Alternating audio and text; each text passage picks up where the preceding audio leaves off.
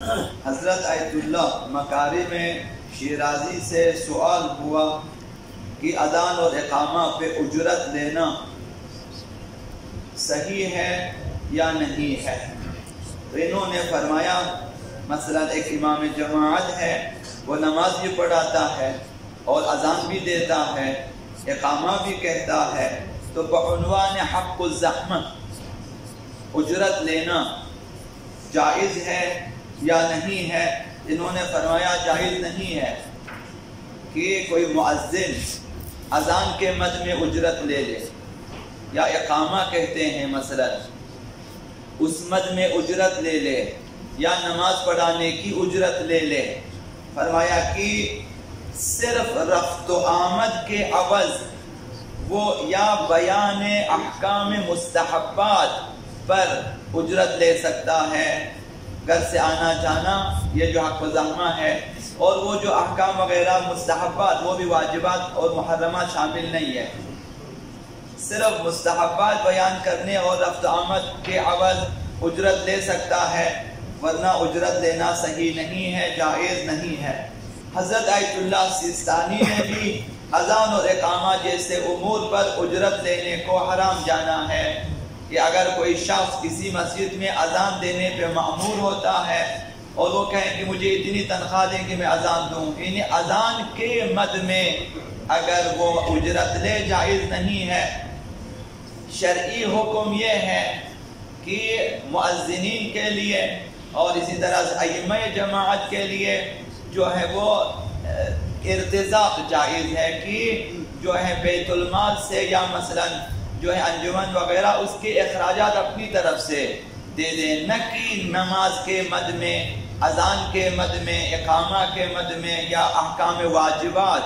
جو ہے سکھانے کے مد میں تنخواہ کے طور پر دیں کہ ایک نماز پہ اتنی تنخواہ، دو نمازوں پہ اتنی تنخواہ، یہ اس طرح نہیں ہونا چاہیے، ورنہ نمازوں میں بھی اشکال ہے۔ تو اگر آپ کو پتا ہو کہ کوئی مؤذن اس طرح سے اذان دیتا ہے تو اس کی اذان آپ کی جماعت کے لیے کافی نہیں ہے۔ اگر کوئی امام جماعت تنخواہ کے لیے نماز پڑھاتا ہے تو اس کی نماز میں بھی اشکال ہے۔ اب اس کے پس منظر میں دو روایتیں آپ کی خدمت میں عرض کرنی۔ حضرت آغا امیر المؤمنین علی بن ابی طالب علیہ السلام ارشاد فرماتے ہیں کہ واللہ انی لأحبک، یہ ایک شخص آیا امیر المؤمنین کی خدمت میں آ کر کہا کہ قسم بخدا مجھے آپ سے محبت ہے۔ اس شخص نے امیر المؤمنین سے کہا واللہ انی لأحبک، فقال لا ولکنی ابغضک، امیر المؤمنین نے فرمایا لیکن مجھے تم سے نفرت ہے، تجھے اگر مجھ سے محبت ہے مجھے تو تم سے نفرت ہے۔ لِأَنَّكَ تَبْغِي فِي الْأَذَانِ كَسْبًا، اس وجہ بھی یہی ہے تو اذان کہتا ہے اور اذان کے مد میں اجرت لیتا ہے، یعنی اذان کو بعنوان کسب قرار دیتا ہے تاکہ اس کے مد میں تمہیں پیسے ملے، یعنی پیسوں کے لیے اذان دیتا ہے، اس لیے مجھے تم سے نفرت ہے۔ وَتَأْخُذُ عَلَى تَعْلِيمِ الْقُرْآنِ أَجْرًا، اور تو قرآن پڑھاتا ہے اور اس مد میں پیسے لیتا ہے، اس وجہ سے مجھے تم سے محبت نہیں ہے۔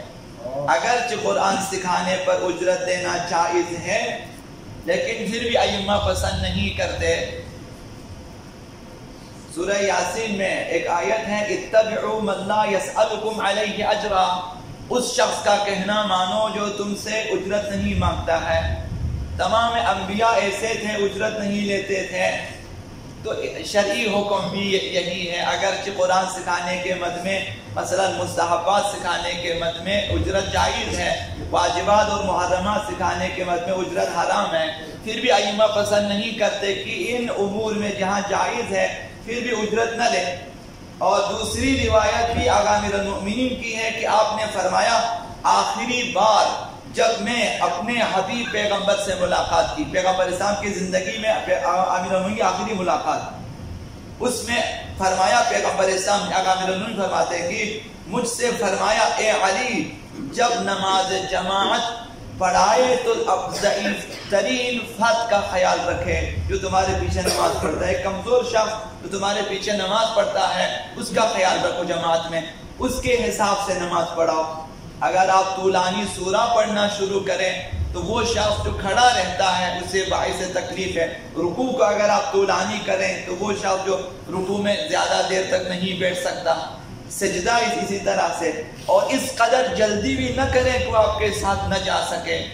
تو پیغمبر اسلام نے کہا کہ نماز میں جب آپ نماز پڑھائے تو کمزور ترین شخص کا خیال رکھو.